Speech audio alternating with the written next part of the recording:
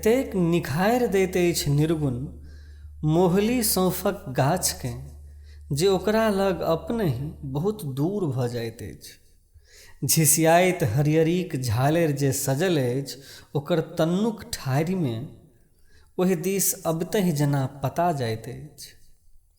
ओकर मेही दानाक उनटल छत्र जे टेकने अछि आकाशकेँ, जाहिमे जमाजूट अछि तरेगन, सभ रातिक पिरश्याम नीलिमाक संग उम्हर रुख करितहि जेना भसिया जाइत अछि। एतेक जगजियार कऽ दैत अछि निर्गुण जीवनक हरित अभिषेककेँ जे ओकर निछप्प रूप आत्मा पर माझ ठाम खचित भऽ जाइत अछि।